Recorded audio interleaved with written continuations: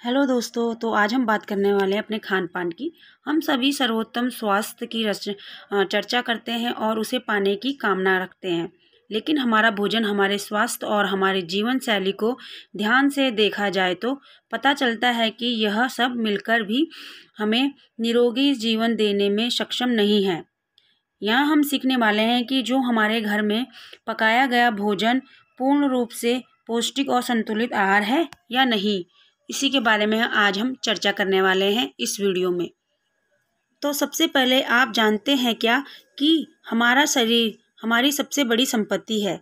इसे आजीवन स्वस्थ, युवा और फुर्तीला रखने के लिए हमें 70% पोषण और 30% व्यायाम की आवश्यकता होती है। और यह भोजन हमें हमारे प्रतिदिन के भोजन से प्राप्त होता है।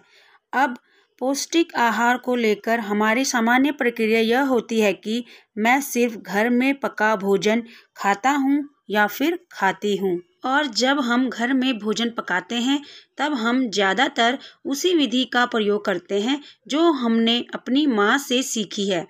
लेकिन समय के साथ साथ खाद्य सामग्री की गुणवत्ता में काफ़ी हद तक परिवर्तन आ गया है। खाद्य सामग्रियों में रसायन और कीटनाशकों का प्रयोग किया जाने लगा है। खेती में जो फ्रूट्स होते हैं या फिर वेजिटेबल होती है उसमें अधिकतर कीटनाशक दवाइयाँ डलती है या फिर कोई इंजेक्शन के द्वारा सब्जियों को जल्द ही बड़ा करने की प्रक्रिया जो हाल ही में चली है वो हमारे शरीर को कहीं ना कहीं नुकसान पहुंचा रही है। दूसरी बात यह है कि आजकल हम इंटरनेट पर देख कर रेस्टोरेंट की तरह ही नए नए पकवान बनाने लगे हैं। और ये व्यंजन जो हम बनाते हैं कार्बोहाइड्रेट और फैट से भरपूर होते हैं। इतना ही नहीं, जितनी ज़्यादा खाद्य पदार्थों की प्रोसेसिंग बढ़ती है उतनी ही खाद्य पदार्थों की पौष्टिकता और गुणवत्ता नष्ट होती जाती है। तो फिर साथियों, आइए अब हम अपने घर में भोजन वाली कुछ सामान्य विधियों पर नज़र डालते हैं।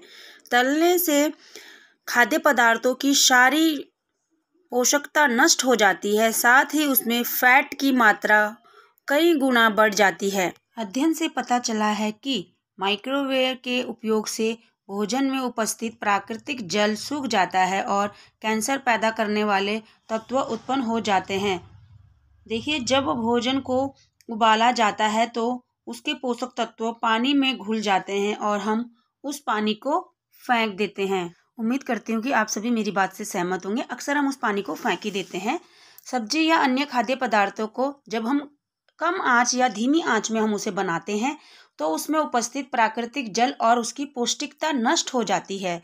तो चलिए फिर अब हम घर में आने वाले कुछ खाद्य सामग्री में नज़र डालते हैं। हम सफ़ेद चावल ज़्यादा खाते हैं पर उससे ज़्यादा बेहतर है ब्राउन राइस, क्योंकि दोस्तों ब्राउन राइस कम प्रोसेस्ड होता है।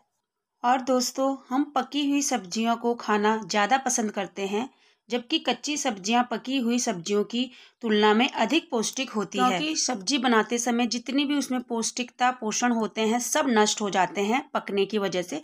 इसीलिए हमें कच्ची सब्जियां जो होती हैं उसमें ज़्यादा पोषण और पौष्टिक आहार मिलता है। तो आगे बढ़ते हैं और हम आपको बताते हैं, क्या आपको पता है जो हमारे फल हैं वो भी जूस की तुलना में ज़्यादा पौष्टिक होते हैं। हमें जूस कम और फलों की मात्रा ज़्यादा हमें खानी चाहिए, या फिर ये कहिए कि हमें फलों को ही ज़्यादा खाना चाहिए बजाय जूस के। अब हम बात करते हैं कि जो हमारी छिली हुई मूंगफली होती है वो जो कच्ची मूंगफली होती है उसको तल के खाने से अच्छा है कि हम उसको वैसे ही खाएं जैसे वो कच्ची मूंगफली होती है, या फिर उसका मक्खन जो बनता है वो भी हमें नुकसानदायक ही है, उसमें पौष्टिकता कम हो जाती है। कहने का मतलब ये है कि काफ़ी जितने भी हम चीज़ों का सेवन करते हैं उसको सही तरीके से लिया जाए तो ही अच्छा है, नहीं तो उसकी पौष्टिकता में कमी आ जाती है। अगर हम देखें तो यह सूची बहुत बड़ी हो जाएगी अगर हम इसी बारे में बात करेंगे।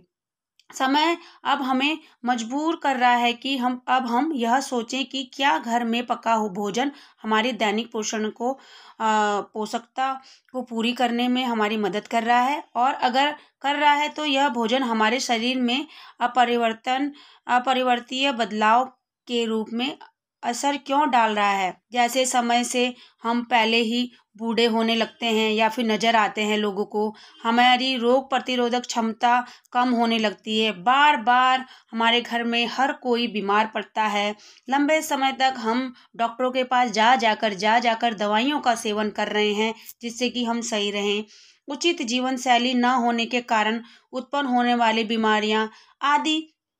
इन सब बातों से यह साबित होता है कि जो भोजन हम करते हैं उससे हमारी दैनिक पोषण की आवश्यकता पूरी नहीं हो रही है। तो दोस्तों, अगर आप मेरी बात से सहमत हैं तो प्लीज़ कमेंट बॉक्स में कमेंट कर ज़रूर बताइएगा कि आपके घर के खान पान से आपकी पोषणता की कमी पूरी हो रही है या नहीं। मिलते हैं आपको नेक्स्ट वीडियो में, कुछ अच्छा लेकर आएंगे आप लोगों के लिए। और आगे भी हम वीडियो में पोषण की कमी के क्या क्या कारण है और क्यों होता है और इससे हम निवारण कैसे पा सकते हैं वो ही हम चर्चा करने वाले हैं। तो बने रहें हमारे साथ हमारी आगे भी आने वाले कुछ वीडियो के साथ। अपना सपोर्ट देने के लिए थैंक यू वेरी मच।